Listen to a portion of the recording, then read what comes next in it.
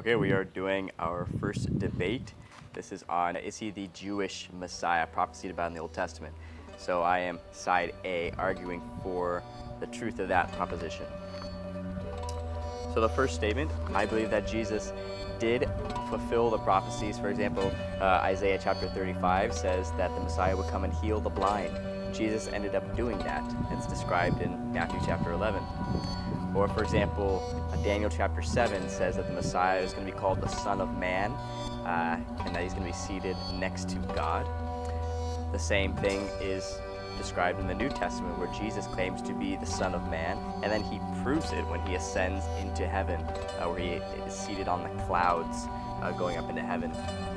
And finally, the third position, or third argument, is that the Messiah is supposed to be born in Bethlehem according to Micah chapter 5, and Jesus fulfills that exact prophecy. He was born in Bethlehem. So again, my opening statement is that Jesus fulfilled the prophecies, and these are just three arguments that I'm making. Okay, this is my opening statement for the negative side of this debate, that Jesus is not the Messiah. My opening statement is this, that the Messiah was supposed to bring worldwide peace, as Isaiah chapter 2 says, but Jesus did not bring that, so he's not the Messiah.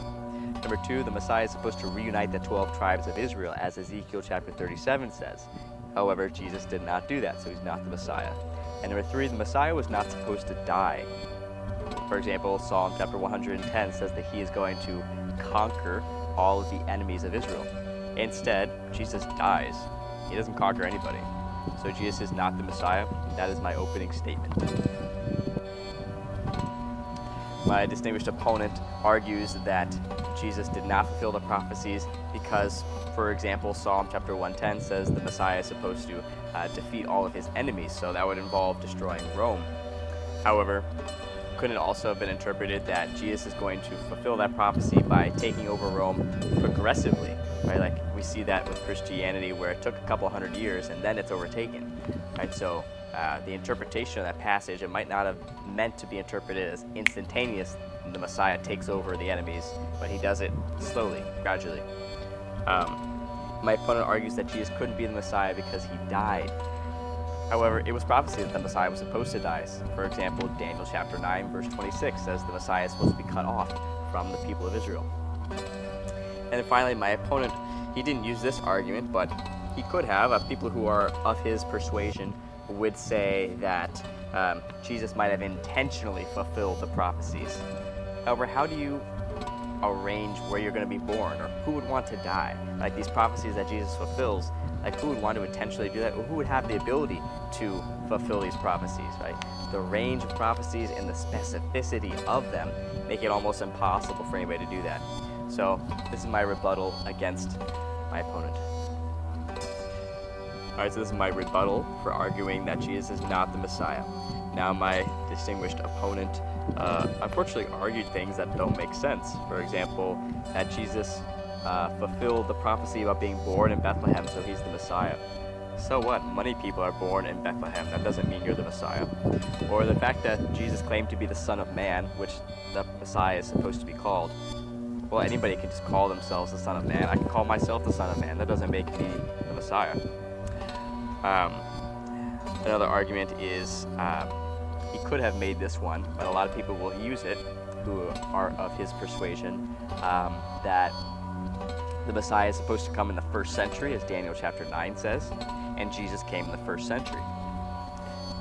However, I would say that if you analyze Daniel chapter 9, you'll find that the passage is confusing and difficult to interpret, so I don't think you necessarily have to say that Jesus is the Messiah from that. And then I would also just throw out some questions. I could have thrown these out in the opening statement or in the conclusion, but I'm just going to bring them up now that I'd like to have him think about. Couldn't those Messianic prophecies about Jesus have been a coincidence that he fulfilled them? And then also, Deuteronomy chapter 30 says that the law is supposed to bring life, yet Jesus does not necessarily follow the whole law. Jesus actually lets go of some aspects of the law. He says you guys can eat pork now, right? Directly contradicting the law of Moses from the book of Leviticus. So I'd say my opponent needs to consider these questions when thinking that Jesus is the Messiah, because I'd say the evidence suggests he is not. That is my rebuttal. Okay, so this is my conclusion against my opponent. Just summing up what we've uncovered, Jesus is the Messiah because he fulfilled that prophecy about being the Son of Man from Daniel chapter 7. He fulfilled the prophecy about being born in Bethlehem. He fulfilled the prophecy of healing the blind. My opponent's arguments that Jesus isn't the Messiah because he died, that argument doesn't work because the Messiah was supposed to die. My opponent says that he can't be the Messiah because he's supposed to take over Rome. However, that prophecy doesn't specify if it's instantaneous or progressive or over time. My opponent might have thought about arguing that Jesus intentionally fulfilled the prophecies, but that would have been impossible to have accomplished. And then I would just ask my opponent two questions. I could have asked these in the opening or in the rebuttal, but I'm just going to bring them up now.